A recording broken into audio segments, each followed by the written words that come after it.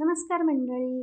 प्रत्येक आईचा प्रयत्न असतो की बाळ 6 महिन्यांचं झाल्यानंतर ना त्याच्या आहारामध्ये प्रत्येक पौष्टिक आणि प्रोटीन रिच फूड त्याच्या आहारात यावं.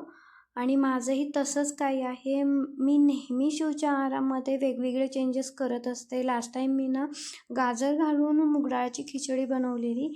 ह्यावेळेस म्हटलं की पालक घालून खिचडी बनवूया.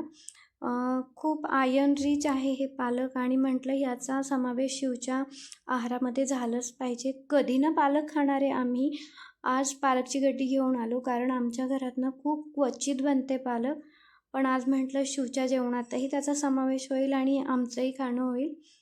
तर त्यासाठी मी ना 4 ते 5 पालकची पानं घेतली, ती छान अशी कापून घेतली आहे. त्याच्यानंतर मी घेतली 1 चमचा मूग डाळ आणि जवळजवळ 1.5 चमचे ना मी इंद्रायणी तांदूळ घेतलं आणि ते छान असं धुवून घेतलेलं. आता हे आपल्याला ह्या टोपामध्ये मी पाणी घेतले ना त्याच्यामध्ये एक एक करून ॲड करून घ्यायचे. पहिले मी जी डाळ आणि तांदूळ धुतलेलं ते टाकलं. त्याच्यानंतर मी चिरलेली हे टाकली, पालक टाकली आणि थोडीशी हळद टाकली.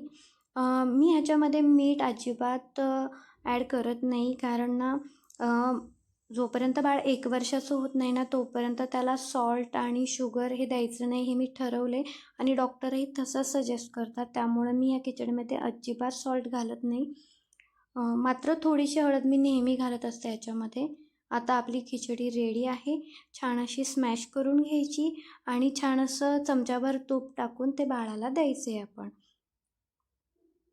मिक्सरमध्ये मी ग्राइंड करत नाही, कारण स्मॅशरने खूप छान स्मॅश होतं. तर कसा वाटला माझा आजचा व्हिडिओ मला नक्की सांगा आणि असेच नवनवीन व्हिडिओ पाहण्यासाठी आपल्या चॅनलला लाईक करा, शेअर करा आणि सबस्क्राईब करा. Thank you.